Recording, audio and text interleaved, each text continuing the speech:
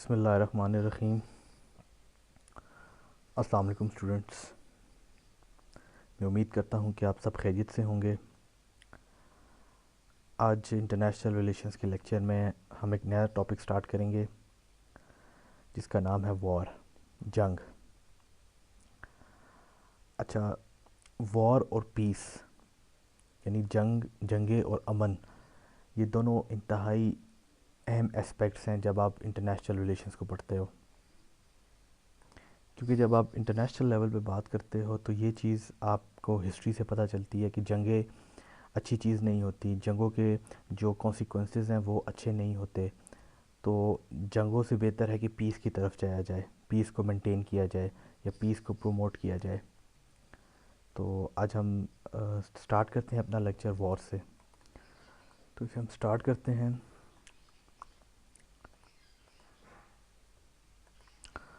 Wars have been fought since the beginning of time for different reasons. तो ये चीज़ आपको पता है कि जंगें जो हैं वो शुरू से ही होती आ रही हैं, मुख्तलिफ इसके पीछे वजूहत रही हैं। अगर आप लोग कोई पुराने ज़माने वाली मूवीज़ देखते हो या फिर आप लोग हिस्ट्री के बारे में पढ़ते हो तो आपको पता चलेगा कि जंगों की बहुत पुरानी हिस्ट्री है। Whenever leaders of nations cannot come to a peaceful negotiation to solve a dispute, other avenues are taken. And unfortunately, these different avenues often result in violent conflicts called war. इसका मतलब है जब जो leaders होते हैं कौम के, ये किसी भी किस्म के डिस्प्यूट का जब पीसफुल तरीके से हल नहीं निकाल पाते तो वो मुख्तलिफ़ किस्म के ऑप्शंस को अडॉप्ट करते हैं, और ज़्यादातर इन ऑप्शंस का जो रिज़ल्ट होता है वो जंगों की शक्ल में नज़र आता है। तो अगर हमें वॉर को डिफ़ाइन करना हो तो हम कह सकते हैं a type of armed conflict between different countries और different groups within a country. तो एक आर्म कॉन्फ्लिक्ट की एक टाइप है जो कि मुख्तलिफ़ कंट्रीज़ के दरमियान भी आपस में हो सकती है, और एक कंट्री के अंदर भी मुख्तलिफ़ ग्रुप्स के दरमियान या मुख्तलिफ़ फैक्शंस के दरमियान भी आपस में हो सकती है। Conflict is termed as war when a battle death exceeds 1000 in number. इसका मतलब है कि किसी भी किस्म के कॉन्फ्लिक्ट को आप वॉर कह सकते हो जब जो कैजुअलिटीज़ हैं या अमवात हैं उनका नंबर 1000 से ज़्यादा हो जाए तो वो वॉर कहलाएगा। अब आगे तीन चीज़ें मैंने लिखी गई हैं: मल्टीपल प्लेयर्स या actors, massive loss of life and wide spread destruction. इसका मतलब ये तीन मेजर फीचर्स हैं जंगों के। पहले तो मल्टीपल प्लेयर्स या एक्टर्स, एक से ज़्यादा उसमें प्लेयर्स होते हैं या कंट्रीज़ होते हैं या फिर ग्रुप्स होते हैं। इसके अलावा मैसिव लॉस ऑफ लाइफ, बड़े पैमानों पे जानी नुकसान होता है, एंड वाइड स्प्रेड डिस्ट्रक्शन, और बड़े पैमाने पे तबाहियाँ होती हैं। तो ये फीचर्स हैं वॉर के। नेक्स्ट स्लाइड पे जाते हैं। Some major wars in the history of world. अब जब वॉर का टॉपिक हमने स्टार्ट किया है तो हमें कुछ ऐसी जंगों के नाम पता होने चाहिए रेफरेंस के तौर पे, कि अगर कोई हमसे पूछ ले या हमसे एग्ज़ाम में क्वेश्चन आ जाए तो हमें एज अ रेफरेंस वो नाम बताने चाहिए। तो ये मेजर वॉर्स हैं। पहली है जी Peloponnesian war 1431 to 404 BC before Christ. यहाँ पे जो कैलेंडर है वो उल्टा उससे पढ़ते हैं, और ये फिर 404 से आहिस्ता आहिस्ता पीछे जाके ज़ीरो पे आएगा और उसके बाद AD स्टार्ट हो जाता है। अच्छा, ये पोलिपेनेजियन वॉर थी, ये जिस वक्त स्टार्ट हुई थी उस वक़्त ये प्लेटो अफलातून का टाइम था। आपने पॉलिटिकल स्कॉलर्स के शायद नाम सुने हों, जिसमें सुकरात, अफलातून और अरस्तू मशहूर नाम है। इनकी बहुत ज़्यादा फ़िलासफ़ीज़ हैं, वो बड़ी अच्छी फ़िलासफ़ीज़ हैं। तो ये जो पोलिपेनेजियन वॉर लड़ी गई थी ये स्पार्टा और एथेंस के दरमियान लड़ी गई थी। ये दो सिटी स्टेट्स थे कदीम यूनान में। इस तरह सेकंड पे क्रूसेड्स आपके पास हैं जो 1096 से लड़ी स्टार्ट हुई, और ये 1291 तक ये जंगें हुई। छः मेजर जंगें थीं। उर्दू में शायद आपने इसका नाम सुना हो, सलीबी जंगें।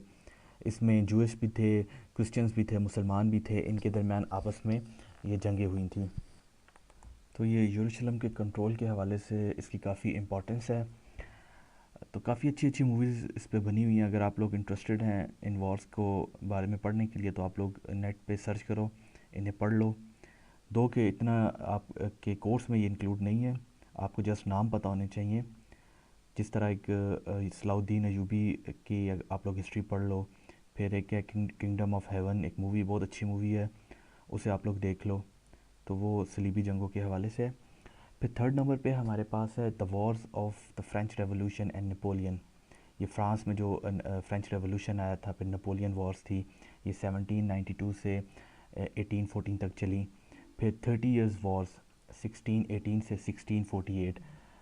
इसे बताने की ज़रूरत तो नहीं है, ये हमने बड़ा डिटेल में ये हमने वॉर्स देखी थी जब हमने ट्रीटी ऑफ वेस्टफिलिया को डिस्कस किया था, और हमने ये देखा था कि इन्हीं वॉर्स का जो एंड हुआ था वो ट्रीटी ऑफ वेस्टफिलिया की शक्ल में था। फिर यूएस सिविल वॉर 1860 से 1865। आजकल भी अगर कभी कोई रेफरेंस दे रहा हो सिविल वॉर का, तो यूएस की जो सिविल वॉर हुई थी इसका रेफरेंस दिया जाता है। बहुत मशहूर ये वॉर थी, और आप कह सकते हो इसने यूएसए की जो हिस्ट्री थी उसे तब्दील कर दिया। अच्छा, जब यूनाइटेड नेशन की ने इंडिपेंडेंस अचीव की थी अपनी ब्रिटिश कॉलोनियल पावर से, तो इंडिपेंडेंस के बाद से ही जो आपकी 13 स्टेट्स में ऊपर वाली स्टेट्स थी, जिन्हें नॉर्थ अमेरिकन स्टेट्स कहा जाता है, और जो 13 स्टेट्स की नीचे वाली स्टेट्स थी जिन्हें साउथ स्टेट्स कहा जाता है, इनके दरमियान कोई राइवलरी रही थी। वो इस वजह से रही थी कि जो साउथ में स्टेट्स थी वो इतनी डेवलप नहीं थी, जबकि जो नॉर्थ वाली स्टेट्स थी वो डेवलप थी काफ़ी।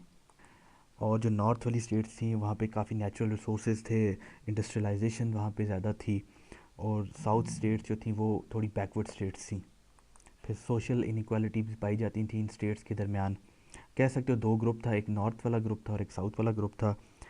और due to economics, political and social inequalities, तो इनके दरमियान शुरू दिन से ही इंडिपेंडेंस के बाद मसला रहा है। इसके अलावा जो एक और स्लेवरी का इशू था, शायद आप लोगों ने थोड़ा बहुत आइडिया भी हो उसके बारे में। तो जो स्लेवरी थी वो साउथ में थी, और जबकि जो नॉर्थ थे वो इस चीज़ को पसंद नहीं करते थे।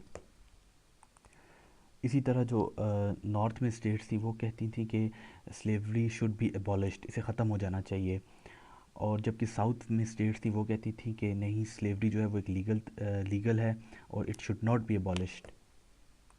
तो जो 1860 का टाइम पीरियड है, यहाँ इस वक्त तक अमेरिका की 34 स्टेट्स बन चुकी थी, और जो 34 में से 23 स्टेट्स थी वो जो थी वो नॉर्थ के साइड पे थी, और बाकी स्टेट्स जो थी वो साउथ के साइड पे थी। और 1830 से 1850 का जो टाइम है, इस दौरान जो नॉर्दर्न स्टेट्स थी यहाँ पे एंटी स्लेवरी मूवमेंट्स चलती रहीं, स्लेवरी के ख़िलाफ़ ये लोग आवाज़ उठाते रहे, जो कि साउथ की स्टेट्स को पसंद नहीं था। फिर 1860 में प्रेसिडेंशियल इलेक्शन होते हैं यूनाइटेड स्टेट्स ऑफ अमेरिका में, और इब्राहम लिंकन, शायद आपने नाम सुना हो इससे पहले, वो जीत गए थे इलेक्शन। और जिस दिन वो जो थे वो रिपब्लिकन पार्टी से बिलोंग करते थे। जिस दिन वो इलेक्शन जीते थे उस दिन उन्होंने कहा था कि डेज़ ऑफ स्लेवरी ओवर, कि जो ग़ुलामी के दिन है वो ख़त्म हो गए हैं। तो ये जो टाइम पीरियड है 1860 से 1865, इसके दरमियान अमेरिका में कोई 3,000 बैटल्स हुई थी, छोटी छोटी जंगें हुई थी, 7 लाख लोग मर चुके थे, और 15 लाख से ज़्यादा इंजर्ड हो गए थे।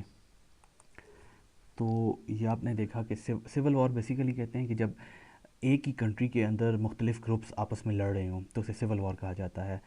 तो जब सिविल वॉर की बात की जाए तो यूएस सिविल वॉर की सबसे बेस्ट एग्जांपल है। इस तरह है फिर द फर्स्ट वर्ल्ड वॉर जो 1914 से स्टार्ट हुई और 1919 पे ख़त्म हुई। फिर सेकंड वर्ल्ड वॉर है जो 1939 से स्टार्ट हुई और 1945 तक रही।